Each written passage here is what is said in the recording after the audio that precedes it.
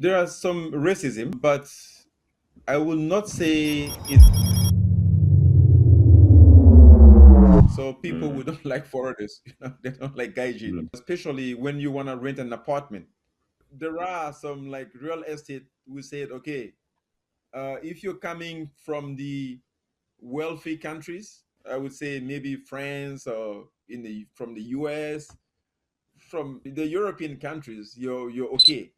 But if you're not coming from any of those countries, then no. So, how was your mood the very day you heard the news of former Japanese Prime Minister, the late Shinzo Abe, his unfortunate demise? Oh, yeah. Hello, welcome to the One Africa One World show. My guest today on the program is Sakho Lansan, the founder and convener for the non-profit making organization Solidarity La Côte d'Ivoire, Japan. He is also a former president of the La Côte d'Ivoire Residents Association in Japan. Sakho Lansan has been one of the few privileged Africans to have enjoyed the esteemed opportunity to work with the late former Japanese Prime Minister Shinzo Abe. He is going to be our guest today. So join me as we delve deeper into the life story of Sakho Lansan, who has been living and working in Japan since 2002 when he arrived as a student. Don't forget that this program is proudly brought to you by Bayside Modeling Agency and Mama Efe Saloon in Saitama, also supported by Amazing Grace Enterprise. Thank you very much for joining us on today's edition. One Africa, one world. Sakho sir, good afternoon to you and welcome to the One Africa One World talk show. We are going to explore your experiences in Japan and also try to chronicle some of the major things that you've been doing in the country since you arrived here. Thank you very much for joining us for today's live chit chat here on JafriQ Radio Extra. Okay. Good afternoon, and thank you for having me on this program. So Sakho-san is from the West African country of Ivorian, very close to Ghana. I mean, they are border countries with Ghana. They are a francophone country, which means that he has a very, very solid French background. Today we are going to conduct this interview in English. So Sakho-san, please, which part of the Ivory Coast do you come from? Okay. First of all, my name is Sakho, as you said, Sakho Lansin. I'm originally from Cote d'Ivoire. In English, they say Ivory Coast, but the original name is Cote d'Ivoire. So the reason we say Cote d'Ivoire because Cote d'Ivoire means Ivory Coast basically. So back in the days when you say Cote d'Ivoire in Arabic, you will say Silent Hatch. In Spanish, you will see Costa do Marfin. In German, you will see Elfenbeinküste, and so on. So our president decided in the 1980s to have like the name Cote d'Ivoire. So Wow. I'm originally from Cote d'Ivoire, and yes, I'm part of. I'm from the northern part of Cote d'Ivoire. Yeah, Okay. close to the border with Guinea. Yeah. With Guinea. Okay. Guinea, yeah. So that's the reason why the name Sakho, you have Sakho in Guinea, in Mali, in some neighboring countries as well. Okay. So that explains it. So which particular year did you come to Japan, and what was the reason why you came to Japan? Yeah, I came to Japan in 2002. So 2000. I came as a scholarship student with the Japanese government. I came here, as I said, as a scholarship student. I went to a Japanese language school, and then I did my IT degree, bachelor in Japan. Okay. So 2002 plus or minus, you've done roughly like 24 years.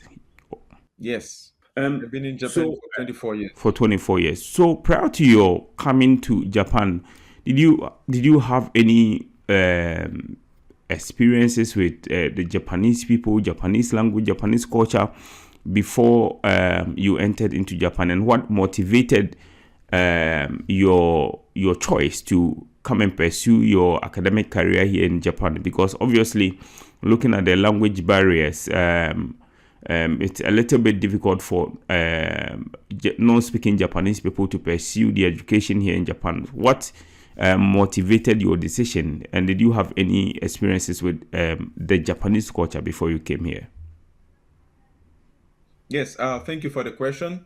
Yes, when I was in Cote d'Ivoire, I was in high school, junior high school and high school. So in my school, there was like a martial arts kind of club, so I joined that club and I was practicing judo, aikido, and all those things from junior high school. So this is where I came in contact with a Japanese instructor. He was part of JICA, the Japanese International Corporation, coming and teaching. This is how I, came friend with him, and I learned about Japan, and I learned that, obviously everybody knows that Japan is really like a technology country. Back then, I would say in Cote d'Ivoire, by then, 99% of all the cars, I would say 90% roughly, were Japanese cars. You have Japanese electronics everywhere. Japan was really booming. I mean, it's still booming, right? So this is where I came, in contact with Japan and learned about Japan. And at that time, I wanted to pursue my studies after high school. I wanted to study science. Then I thought that, in order to study really, science, I had to go to a country, a very developed country like Japan to learn the technology, So this is why I applied for a scholarship. I got it and I came to Japan. Which year was this? Oh, that was in 2002. 2002. So got the scholarship. But I started applying for the scholarship in 2000. In 2000. Okay. So was that your first time traveling out of Africa? If yes, if that was your first time traveling out of Africa, how was your whole experience traveling out of West Africa for the first time, and then coming to the Far East here in Asia? How was the whole journey? Because we know that it takes a very long time to fly from Africa to this place. How was the journey for you? Yeah, it was a very long journey, first of all. And my first impression, was really shocked me. So is that, Cote d'Ivoire is a French-speaking country, right? The Francophone country. So I took the flight. It was an Air France flight, right? So we went to Paris, and from Paris, when we took the plane, obviously English was the language, right? So when I first landed in Japan as well, the language, of course, English, I mean, at that time, Japanese, of course, but also English. And that, so my first impression was that, French is spoken only in Francophone countries. And if you want to go abroad, you better study, an international language like English. I mean, you better study English, because English is the international language by excellence, right? So my first impression was the language barrier. I came to realize that, well, after your Francophone zone, the only thing, the language that you can really rely on is English, right? So that was the first impression.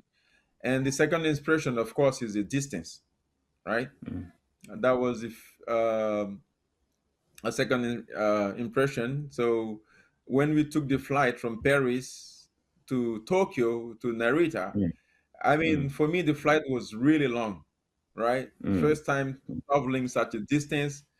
We never arrived. I was really worried in the plane. I was like, damn, where are we going? You sleep, you wake up, you sleep, you wake up, man. You're like, okay. So, yeah. So these were my first impression. So you mentioned a very key point that I want to clarify. So you're coming from a Francophone country, basically speaking English and speaking French, and probably the local dialect there, the local language that you speak, or where you're from in Northern Ivory Coast, and you're coming to Japan Japanese people have their own language, and some of them speak English as well. So how did you transition from French? I don't know whether you were speaking English before you were in the Ivory Coast, before you came to Japan, but how have you managed to speak? You were speaking English before you came to Japan. Yeah. I was speaking English. Yeah, English, before. okay. So you're giving us a little brief about your first experiences.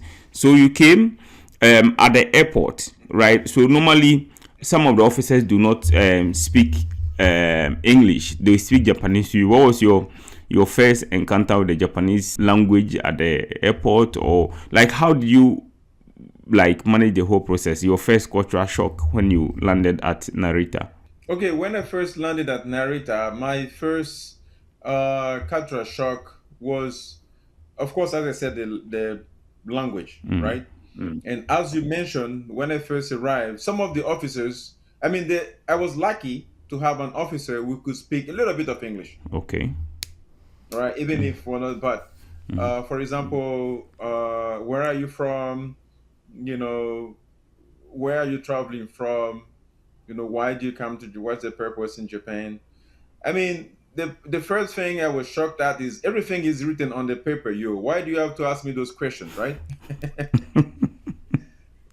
But still, the guy could communicate in English, so that was okay, even if it wasn't perfect. But yeah, I mean, the first experience was pretty nice when I first landed at the airport. I could see that people were very nice at the airport.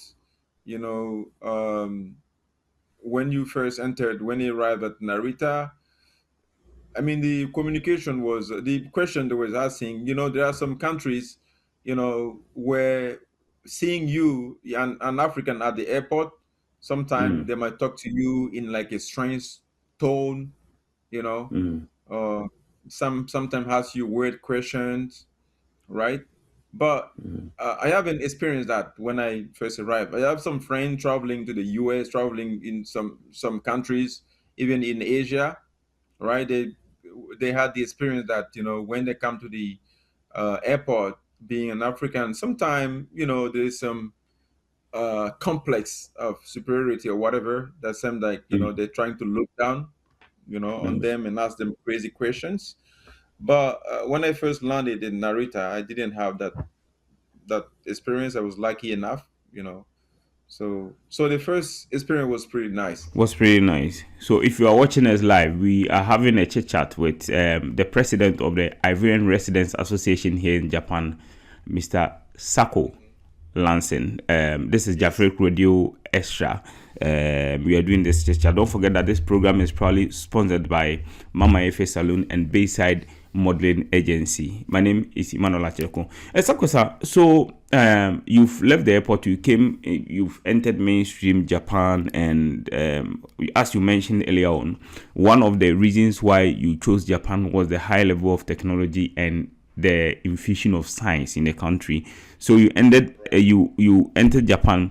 In terms of the mainstream Japan, back in 2002, did that match your expectations in terms of the technology that everyone was raving about in Africa and in Ivory Coast? Did the 2002 Japan you met, did it meet your expectations? Yeah, pretty much. When I first landed, my first cultural shock, as I said, after the airport, was the fact that very few people spoke English, right? Because I was thinking, but then at least, some people, because English being an international language, a lot of people are going to speak English, but there were very few people um, speaking English. Back in 2002, I would say that there were very few, I would say, African in the train, and there were even some time in the train where some people, would look at my complexion. I mean, I was me. I mean, my complexion is a little bit lighter, but I was with an Ugandan friend. His complexion is really dark.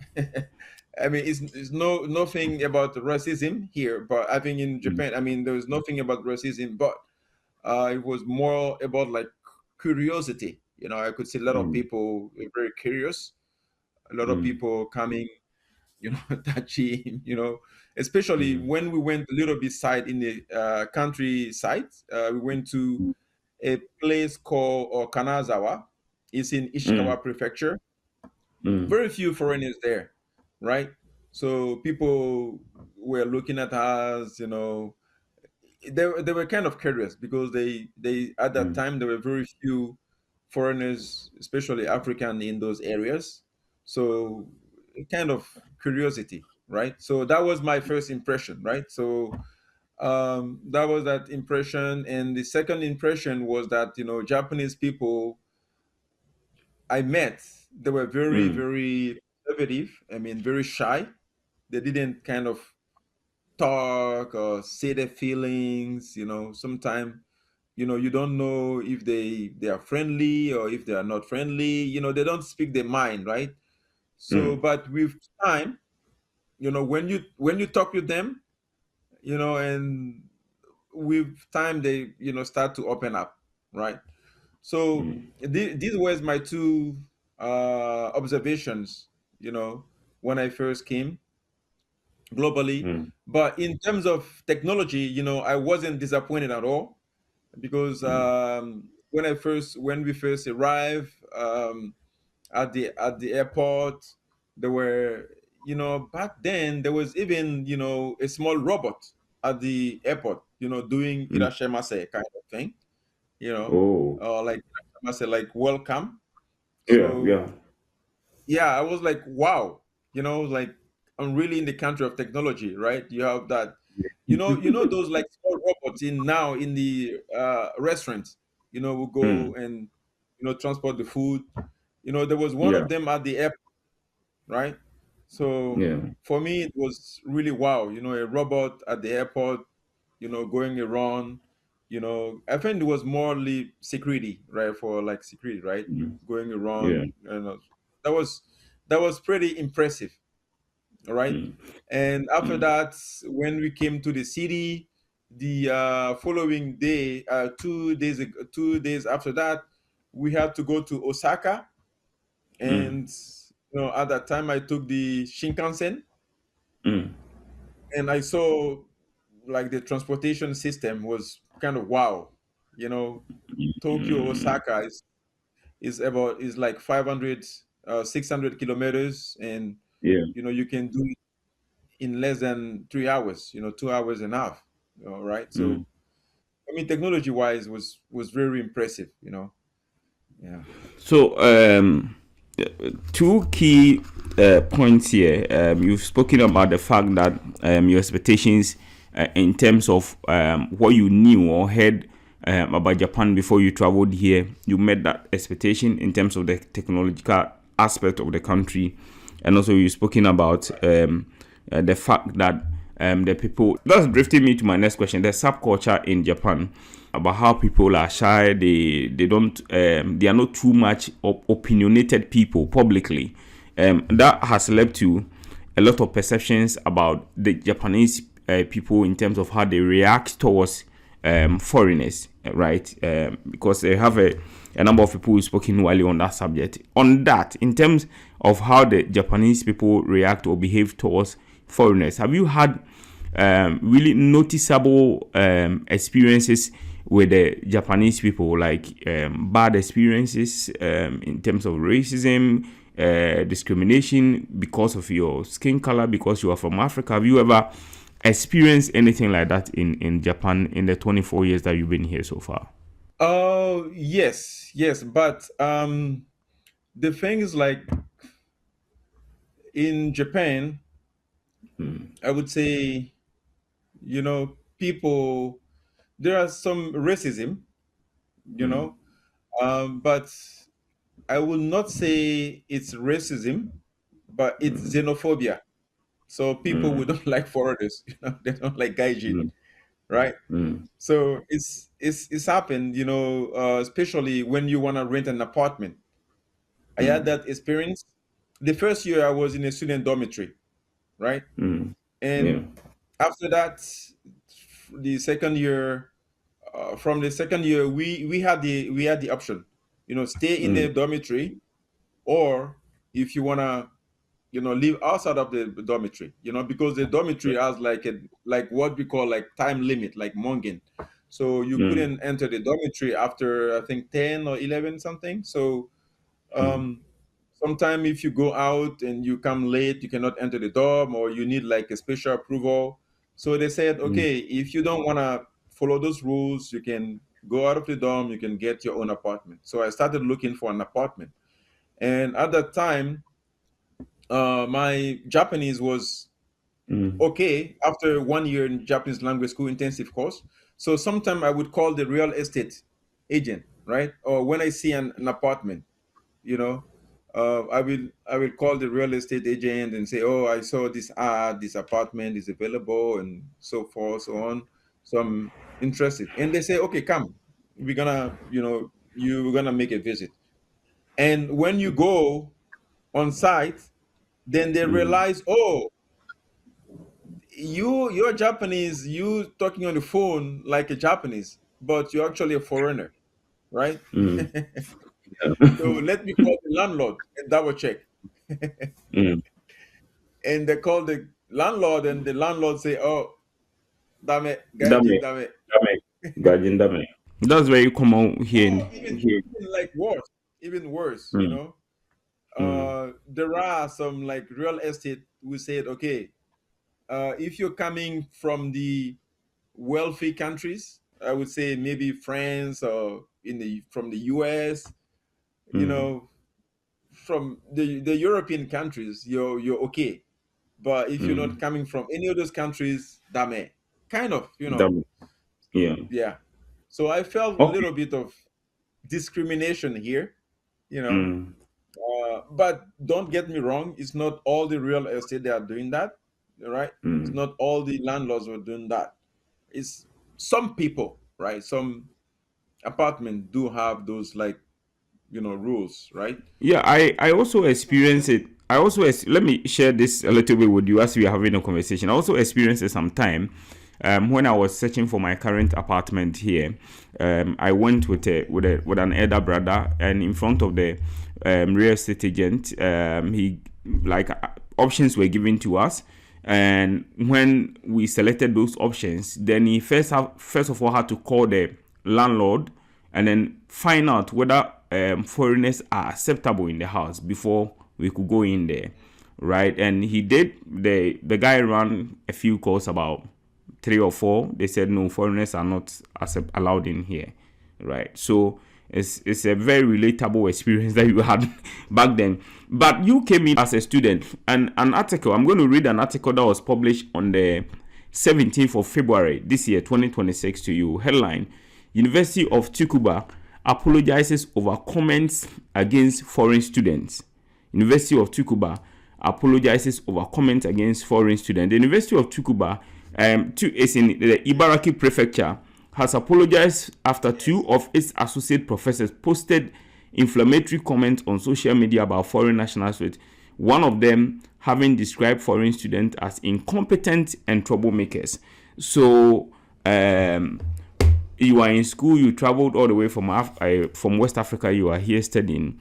In terms of how you related with your colleague Japanese students, and your professors or lecturers in the university, were there any of such experiences where you were discriminated against, or you had those experiences?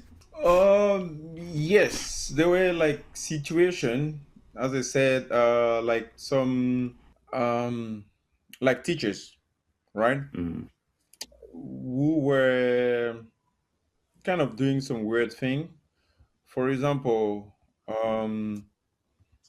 during the class, right? So after, everybody has to submit the report, right? So when you submit your report, they kind of um, expect you to kind of if you're submitted your report, your report has been submitted, right? It's okay. They Yeah. would even tell you, okay, it's okay, you can write your report in English, right? And then Mm. when you write your report in English and then send it, they're like, oh, no, no, no, we said you can write your report in English, but you Mm. just said it, but we want you to write in Japanese. So I'm like, Whoa. okay, I can write in Japanese, but why did you give me that option, the English option? They said, oh, it's because, yeah, we have to give the option, but I'm sorry, but do the report again in Japanese, because the teacher is not comfortable in English, right? Mm. So yeah, so there were some like situation like that because the teacher is not comfortable in English, you know, or whatever, is a new teacher or whatever, then he wants you to submit the report in Japanese, right?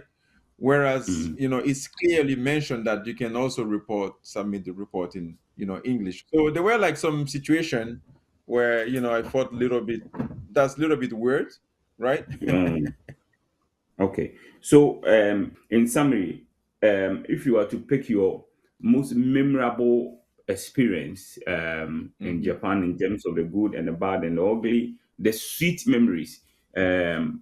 what will be the at the top, at the apex of it? What has been your best memory in Japan so far? Okay. So my best memory in Japan so far is like I did in back in 2002, August Mm. 2002, I did like homestay. Like Mm. I stay in a Japanese family in Mm. Ishikawa Prefecture for 1 month, right? Mm. That was my best time in Japan, because this is where I kind of learn about more about Japanese history, right? Mm. I learned more about, Japan before being one country. There were, multiple kind of islands, still multiple islands, but there were multiple small countries inside Japan, Mm. that came together and unified and after war, and that became one, right? Mm. So those kind of memory, those kind of thing told me that, oh, right, maybe one day Africa is gonna be one. Right now we have 54 countries. Yeah. So yeah, so learn about the history. I Mm. learned about Japanese food as well. You know, I learned, for example, that the reason why Japanese people started eating sushi, it was because back then it was very practical. It was very practical. Sushi Mm. was for poor people because you just need the fish and the rice, and Mm. it was like a Japanese fast food back then, Mm. right? Those things I didn't know that, for me sushi is like expensive dish, blah blah blah. But back then sushi it was like a McDonald's, right? Mm. Mm. Back in the days. So those things I learned more about the history. Um, I learned about the samurais. I learned about the reason why. Okay, talking about sushi. The reason why Japanese use wasabi on the sushi, Mm. right? Mm. Because wasabi was originally used to kill the bacteria on the Mm. sushi, On the right? So sushi. those, yeah, on the sushi, because the back then the fish, there was no, like, how can I say, very developed refrigeration system, right? Cooling Mm. system. So Yeah. they in order to keep the battery, you need those, you need wasabi, to do those kind Mm. of things. So there are like a lot of things that I learned, back in 2002 when I did that homestay in a Japanese family. Um, Mm. Shiro Kawasan. That was his Mm. name, the owner's name. So it was very, very. I learned a lot of things. During that time, and Okay. it was So part of the, I, I problem. want to Yeah. I want to draw your attention to something. You said that experience Yes. happened in 2002. You also Yes. mentioned earlier on, tying into a question Yeah. to clarify on what you were saying. In 2002, you said that back then, when you phone a house agent and you talk, Mm-hmm. and when you eventually meet, say, oh, you're a foreigner, the way you're speaking Japanese, you thought you were Mm-hmm. speaking with a Japanese, right? Yes. So I'm asking this based on that. How easy or difficult, or how long did it take you to be able to fully communicate in the Japanese, for you to do a homestay with a Japanese family and understand the language to the extent that you can really appreciate and understand the Japanese culture? How long did it take you to be comfortable in the language? Oh, it took me like a year, I would say, Wow. because I started my program in 2002 in April, right? Hmm. And I did the homestay in that was in summer time, like around August, September, right? And I for the real estates, it was in 2023. Sorry, in 2003 2003, that I started. Yeah, a year yeah, later.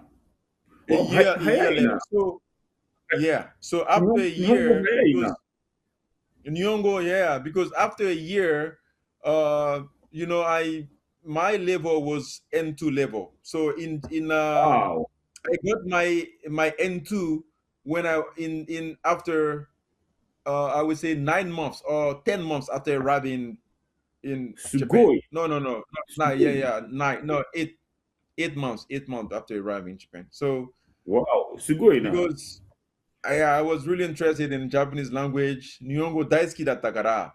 So now I Oh, have the sugoi. N1.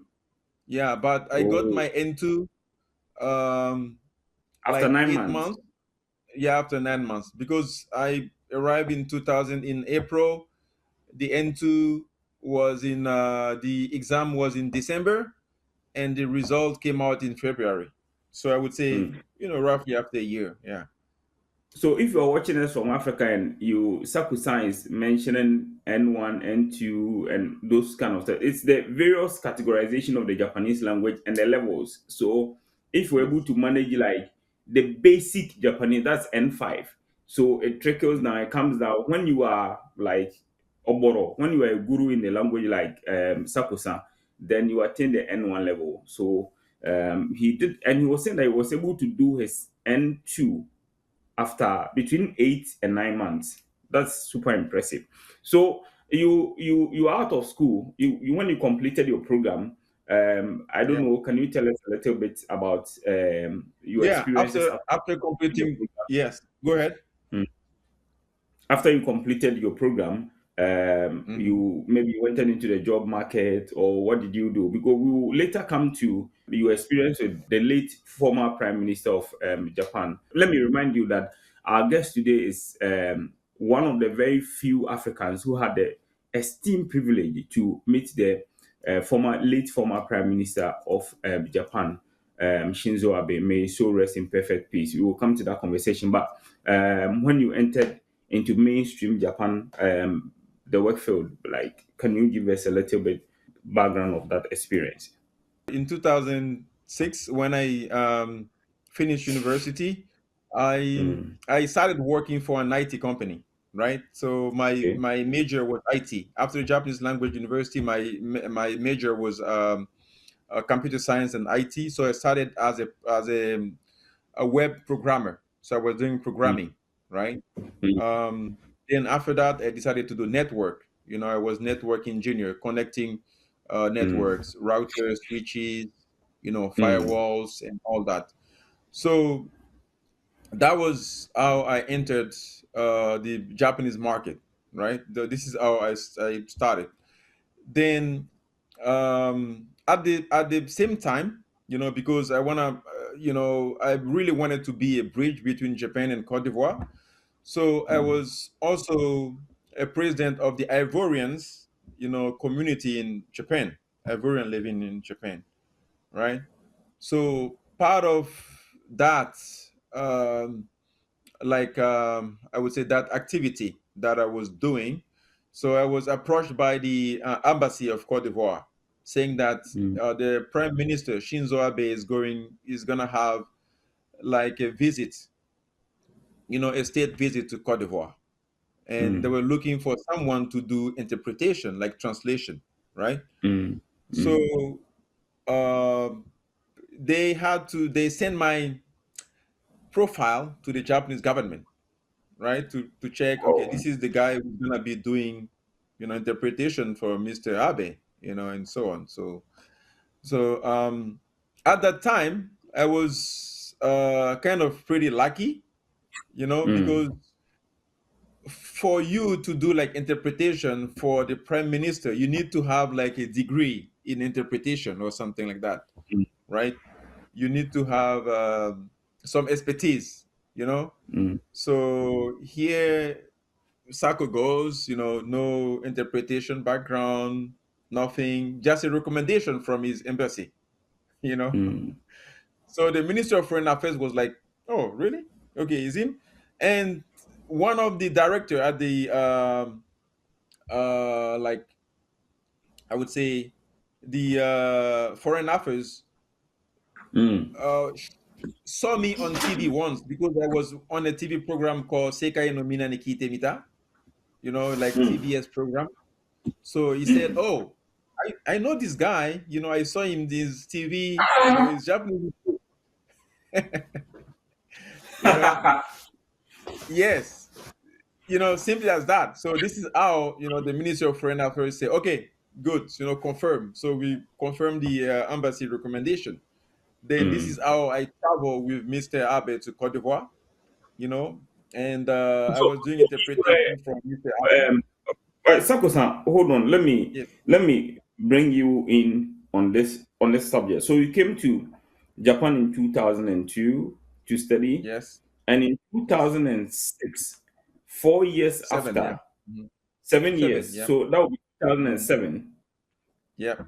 No, 7 years. 2007 was the year you were on a Yes. flight with the prime minister of Japan. So 5 years later, you No, were no. going back. With the prime minister, it was 2013.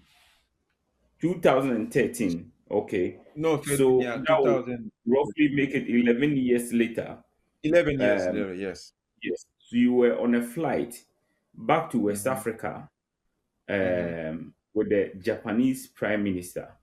Wow, Mm-hmm. that is quite impressive. And one key point, you mentioned that you your vision was that you wanted to be the bridge between the Ivory Coast or La Côte d'Ivoire and Mm-hmm. Japan. And you were Yes. very close to that. Were you on the same flight or different flight? No, different flight. Different flight. Yeah. Different. Okay. Different flight. Yeah. Yeah. Yeah. Then we different flight, but I was when he landed, I was already at the airport. At So the airport. when he came when he came out of the plane, I was there. I welcomed him, and this is how my journey with the prime minister started. With late Okay. prime minister.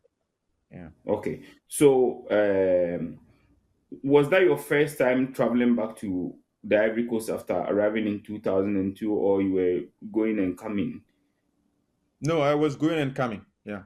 Okay, Yeah. okay. I went That back home 3 hours. Yeah.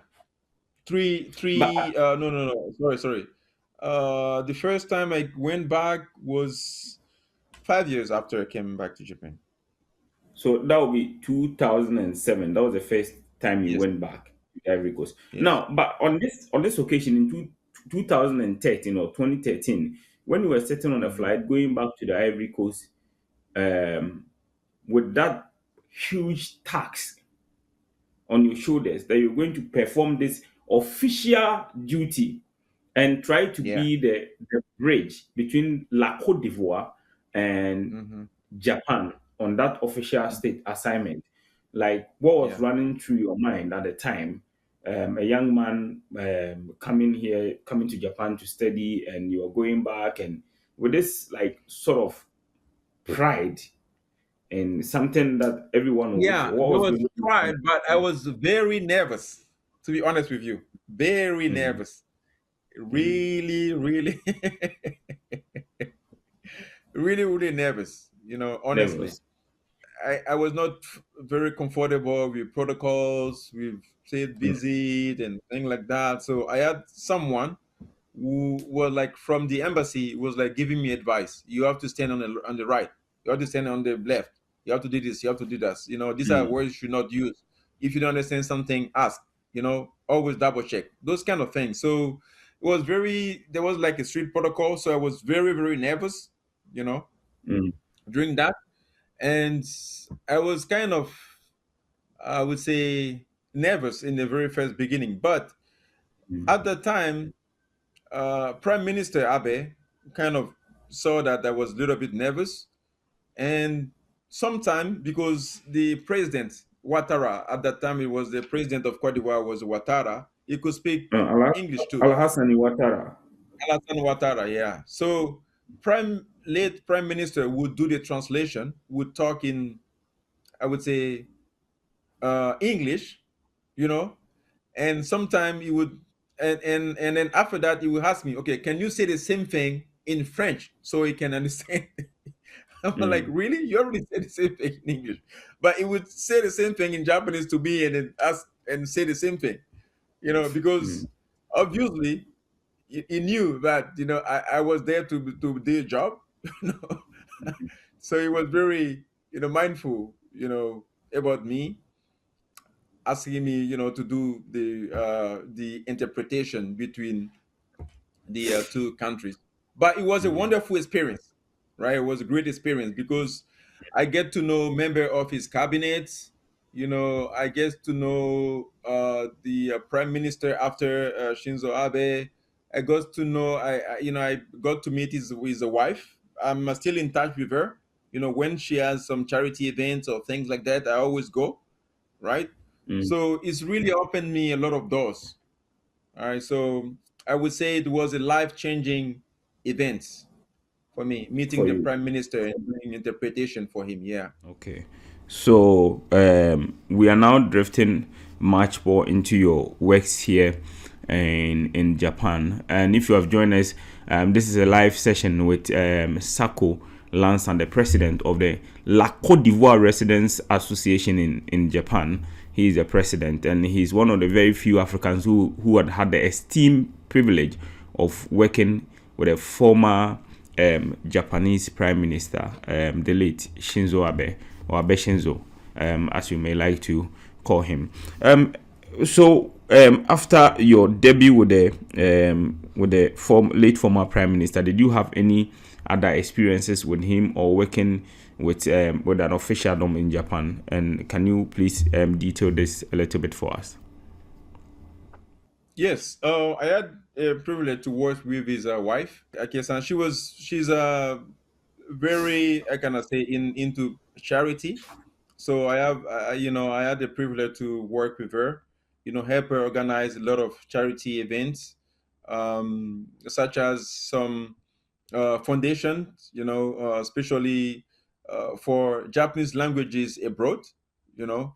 Um, so I help her start, some Mm, Japanese schools in East Africa, especially in the eastern parts in Kenya, Tanzania. mm, Yeah, and also I also help like fundraising, for schools, fundraising for hospitals, in some part of Africa, also in Southeast Asia as well.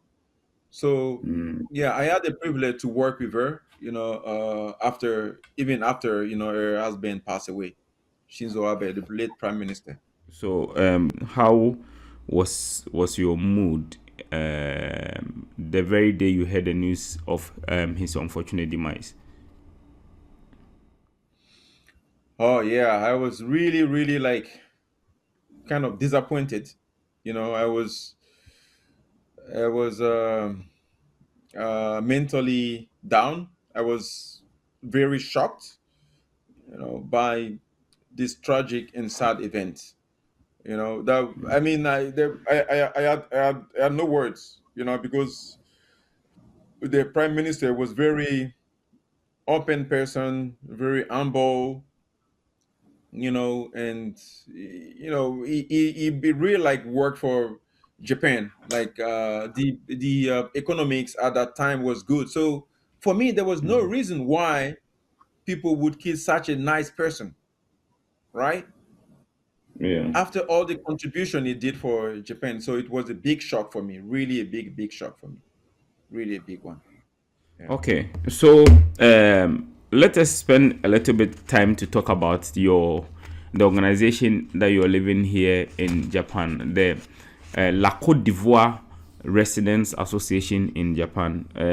Were you there? Can you please give us a little bit of a background about it? Are you the one who established it? Did you meet an organized body? And how are you functioning now? What is your population size in terms of the membership? What activities are you into and all that? And what do you hope to do with this association in the future? Okay. So I want to make a small correction. So Okay. from yeah, I'm no more the president of the Ivorian living in Japan, right? I used to Okay. be, You used to be. So now I have an organization called Côte d'Ivoire Mm, Solidarity Japan. It's a non-profit organization, right? mm, Um, that works mainly in four different sectors: mm, education, culture, health, and economy, right? mm, Education, basically Japanese language. We run a Japanese language school in Cote d'Ivoire, to mm, help young people who want to come to Japan to study or to learn new things. We kind of give them like basic Japanese language training, mm, and things they should know before coming to Japan, so they can smoothly do the studies, or if they want to work, they can smoothly work in Japan.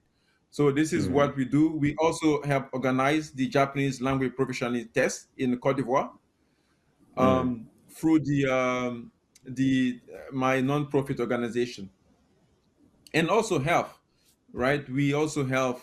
We make donation to schools, to hospitals, um, providing basic support, right? Such as providing, mobility for people in remote areas, right? So mm, these are, some of the activities that we do. For example, one thing that we are doing now, we're trying to collect, use computers in Japan, and build um, AI schools in a different school in Cote d'Ivoire. So we want to, because Africa, we are in a new era, right?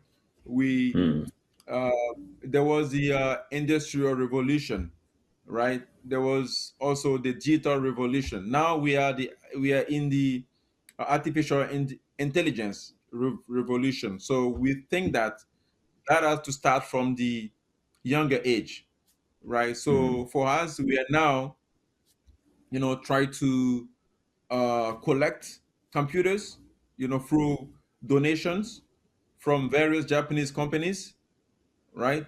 And mm, open, um, and try to kind of promote ICT in Japan, in a primary school in Cote d'Ivoire, in other part of Africa, mm, because we think that using artificial intelligence, mm, we can really fill the digital gap between the developed countries in Africa, right? We can use AI to solve problem in agriculture, right? mm, We have a lot of fertile land with the data, like analyzed from the big data, or through intelligence, or through artificial intelligence. We can analyze those data and try to improve productivity in agriculture, right? The same for different sectors. It could be like health, right? In the health industry, we can use artificial intelligence, right, to reach remote areas, right? mm, In the various sectors.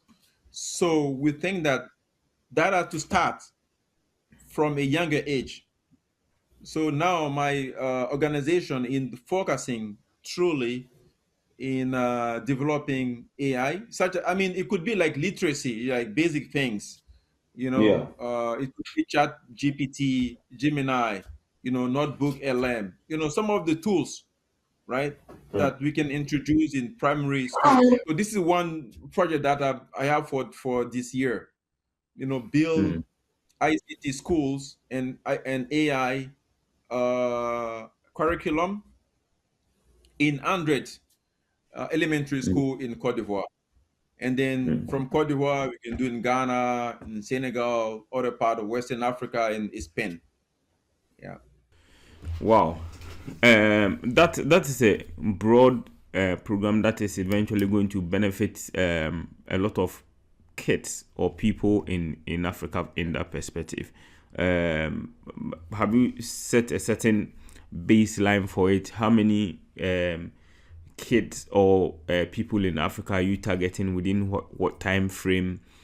And as you said earlier, you want to serve as a bridge between Japan and the Ivory Coast. Have you now broadened or widened that dream of just not just being the Ivory Coast, but probably being the bridge between the bridge between Japan and West Africa or the entire African continent?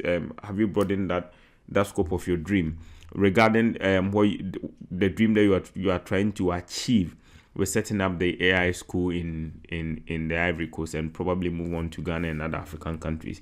What is the standard or the targets that you've set for yourself, and what are KPIs within those targets that you've set?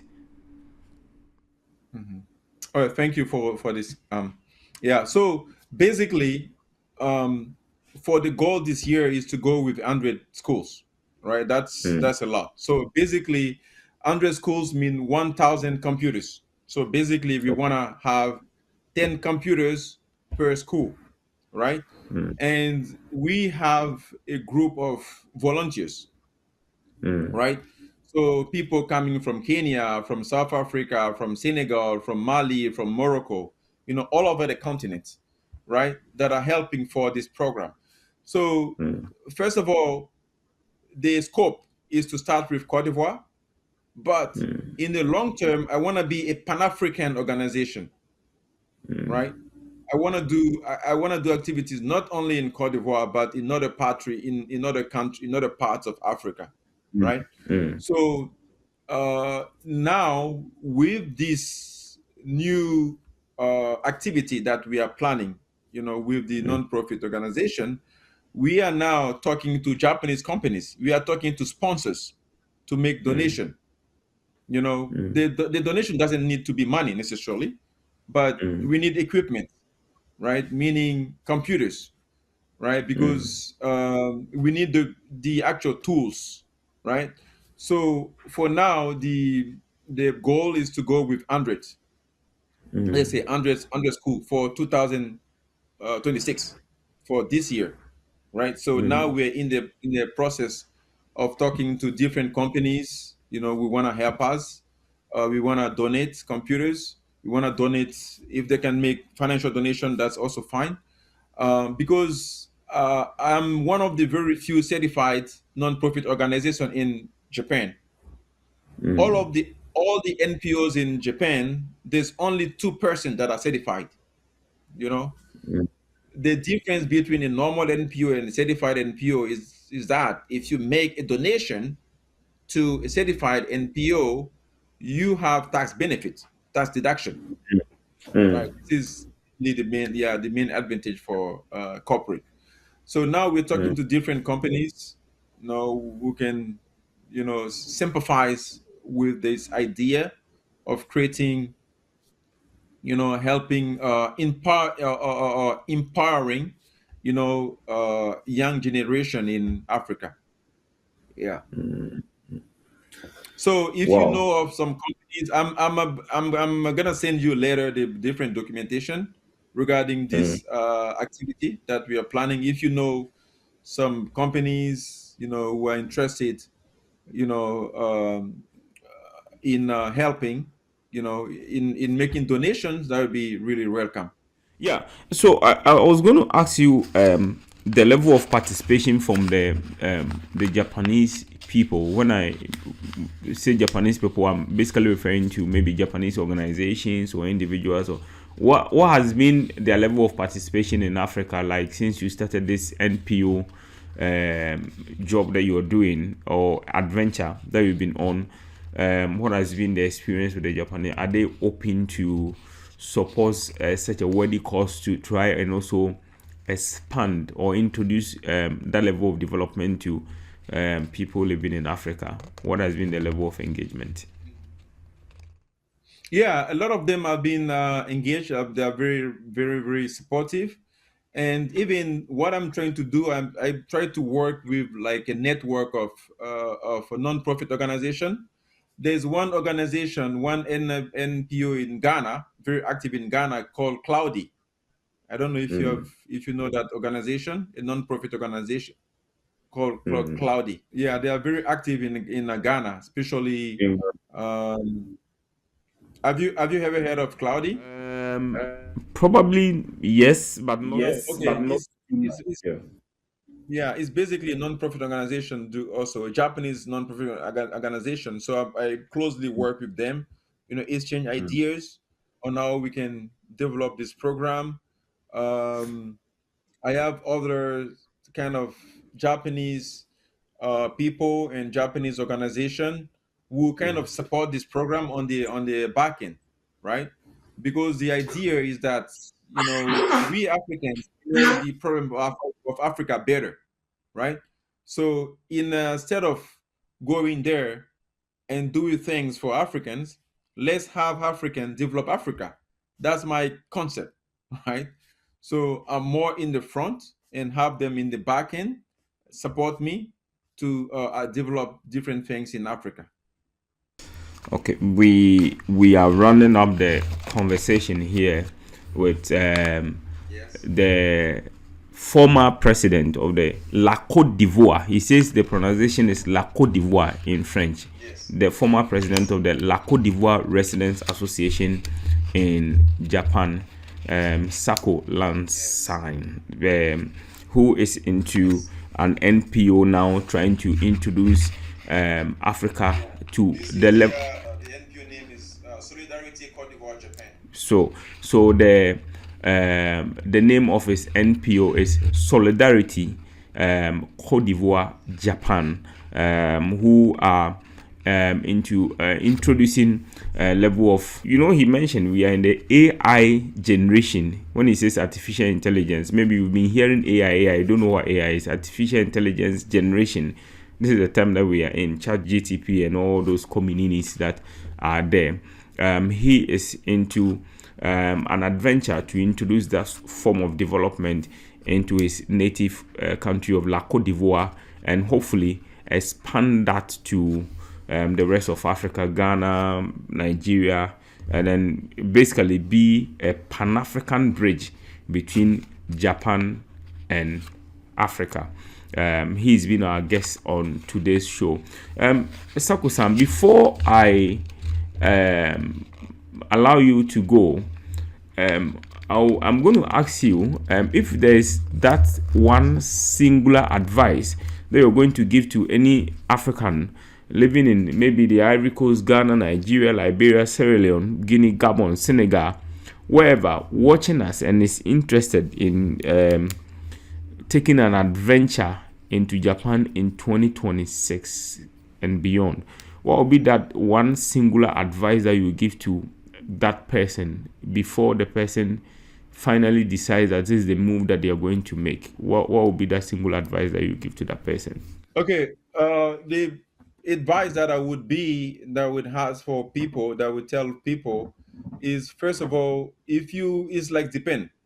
If you want to study or if you plan to work in Japan, start with the language. Start being interested in the language, because being in Japan,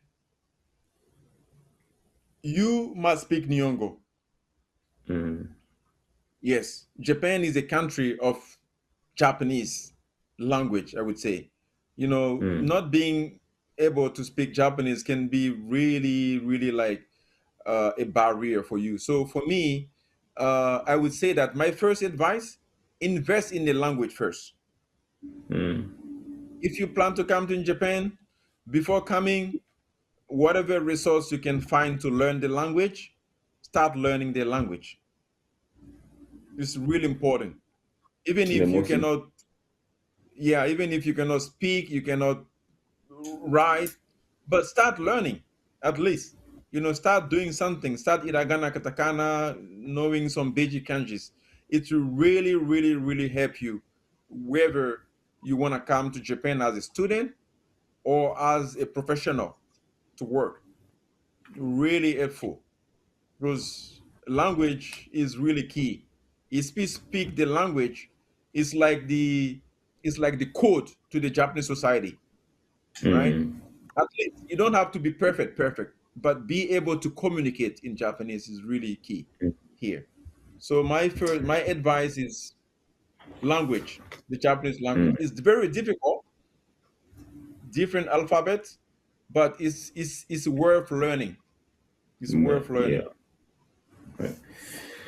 So thank you very much, Sakho Yeah. Lansan, Yes. the former president of the La Côte d'Ivoire Residents Association and the founder, the convener, the brain behind Solidarity La Côte d'Ivoire Japan, the NPO that is seeking to introduce new people to the AI generation in La Côte d'Ivoire and beyond to the rest of Africa, has been our guest on the One Africa One World show.